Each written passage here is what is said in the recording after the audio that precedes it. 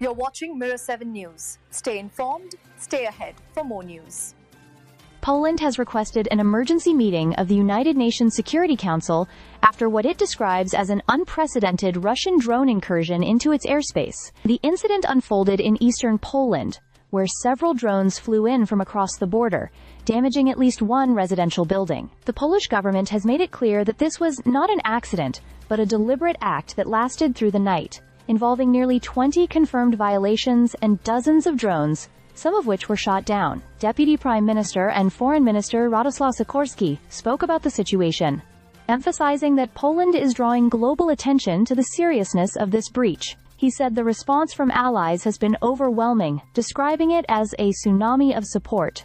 Though he also pressed for these declarations to be turned into concrete actions. Suggestions that the drones may have originated from Ukraine, rather than Russia, were firmly dismissed as disinformation designed to muddy the waters. In immediate response to the attack, Poland has moved to tighten security along its eastern border. Restrictions on air traffic have now been imposed, limiting drone flights and small private aircraft in areas adjacent to Belarus and Ukraine until early December. These restrictions will not affect passenger planes, but will effectively create a protective buffer against further incursions. The incident has also stirred anxiety in neighboring countries, particularly Lithuania. Its defense minister acknowledged that the attack on Poland heightened regional fears, pointing out that every country along NATO's eastern flank lives with constant risk. Lithuania has stressed the importance of a continued U.S. military presence and called for additional drone detection and defense capabilities.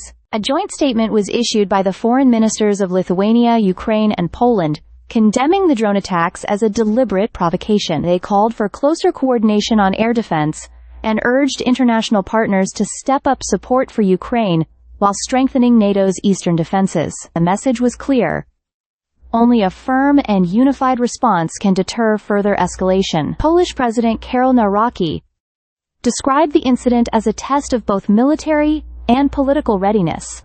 He praised the armed forces for their swift response, insisting that the alliance's ability to work together had been proven. Meanwhile, former U.S. Army Europe Commander Ben Hodges argued that Russia's actions showed blatant disrespect for Europe and America alike. He criticized reliance on fighter jets to counter drones, insisting that Poland and NATO should adopt more ground-based systems similar to those used by Ukraine. For now, all eyes turn to the UN Security Council, where Poland intends to raise the alarm on what it calls a dangerous escalation. The broader concern is that Russia is probing NATO's defenses, testing not just Poland's readiness, but the unity of the entire alliance. As Sikorski warned, Vladimir Putin will only shift toward peace when convinced he cannot win at an acceptable cost. Until then, the region remains on edge, bracing for what may come next. Stay subscribed for more videos.